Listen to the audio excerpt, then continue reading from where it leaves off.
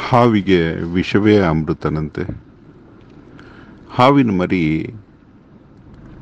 ತಾಯಿನ ಕಡಿದ್ರೆ ತಾಯಿಗೆ ಆ ವಿಷ ಹತ್ತೋದಿಲ್ಲವಂತೆ. ಏನು ಭಗವಂತನ ಸೃಷ್ಟಿ ಅಲ್ವಾ. ಮುಹೂರ್ತ ಅನ್ನೋದು ಏನೇನಕ್ಕೆ ಮನುಷ್ಯ ಭಾಗ ಮತ್ತು ದೈವ ಭಾಗ. ಮುಹೂರ್ತ ಇರೋದು ಮನುಷ್ಯ ಭಾಗ. ಯಾವುದು?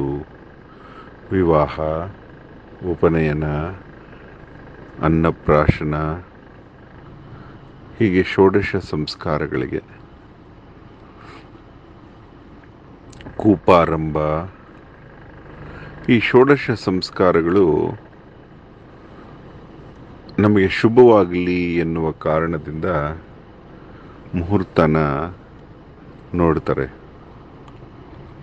ಇನ್ನು ಮುಹೂರ್ತ ಯಾರಲ್ಲಿ ಹುಟ್ಟಿದೆ ಅಂದರೆ ಶ್ರೀಯಂತ್ರದ ಬಿಂದುವಿನಲ್ಲಿ ಹುಟ್ಟಿದೆ.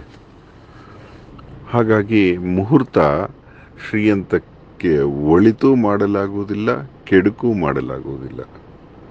ಯಾಕಂದರೆ ಮುಹೂರ್ತ ತಾಯಿಗೆ ಏನು ಮಾಡಲು ಸಾಧ್ಯ. ಅದಕ್ಕೆ ಶ್ರೀಯಂತ್ರವನ್ನು ಶುಭಾಶುಭ ಪರಿತ್ಯಾಗಿ ಅಂತ ಕರೀತಾರೆ. ಆಕೆ ಮಧ್ಯಾರಂಭಿ ಅಂತ ಕರೀತಾರೆ. ಶುಭದಿಂದಲೂ ಅಲ್ಲ, ಅಶುಭದಿಂದಲೂ ಅಲ್ಲ, ಮಧ್ಯದಲ್ಲಿ ಹುಟ್ಟಿದ್ದಾಳೆ. ಹಾಗಾಗಿ ಶ್ರೀಯಂತ್ರಕ್ಕೆ ಮುಹೂರ್ತ ಇರೋದಿಲ್ಲ. ಇನ್ನು ಕಾಲಗಳಂತೂ ಬಿಡಿ, ಅರ್ಧ ಪ್ರಹಾರ ಕಾಲ, ಯಮಗಂಟಕ ಕಾಲ, ರಾಹುಕಾಲ, ಗುಳಿಕ ಕಾಲ, ಯಾವ ಕಾಲಗಳು ಶ್ರೀಮಾತೆಗೆ ಕೆಲಸ ಮಾಡುವುದಿಲ್ಲ.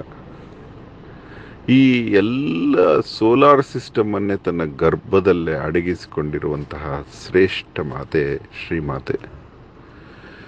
ಆದರೆ ಮನುಷ್ಯ ಮಾತ್ರರಾದ ನಾವು ದೇವ್ರಿಗೂ ಮುಹೂರ್ತ ನೋಡೋಕೆ ಶುರು ಮಾಡಿಬಿಡ್ತೀವಿ. ಸೋರುತಿಹುದು ಮನೆಯ ಮಾಳಿಗೆ, ಅಜ್ಞಾನದಿಂದ ಸೋರುತಿಹುದು ಮನೆಯ ಮಾಳಿಗೆ ಅಂತ. ಒಂದು ವೇಳೆ ಮುಹೂರ್ತ ದೇವರಿಗೂ ಇದ್ದಲ್ಲಿ ಒಳ್ಳೆಯ ಮುಹೂರ್ತಗಳಲ್ಲೇ ಜಗತ್ತಿನಲ್ಲಿ ಪ್ರತಿಯೊಂದು ಜೀವರಾಶಿಯು ಹುಟ್ಟುವಂತೆ ಮಾಡುತ್ತಿದ್ರು.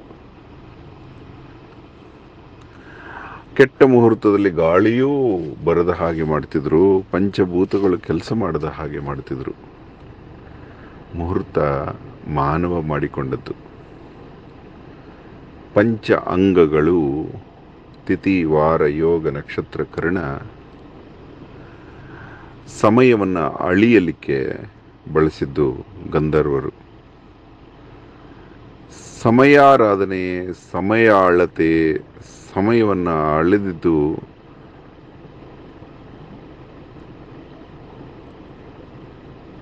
ಸಂಹಿತಾ ಸಿದ್ಧಾಂತಗಳಿಗೋಸ್ಕರ.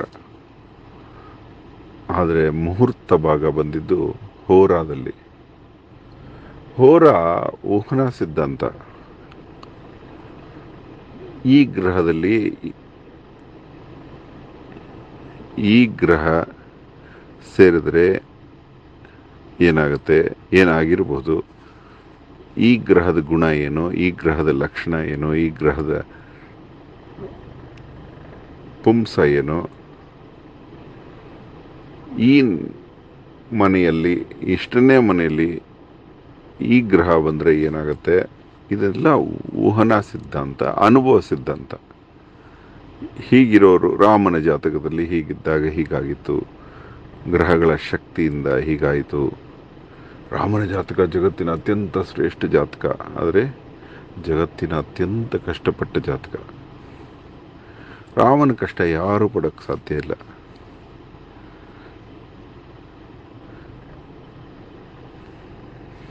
ನಿಮ್ಮ ಹತ್ರ ಎಲ್ಲ ಹಂಚ್ಕೋಬೇಕು ಅನ್ನಿಸ್ತು.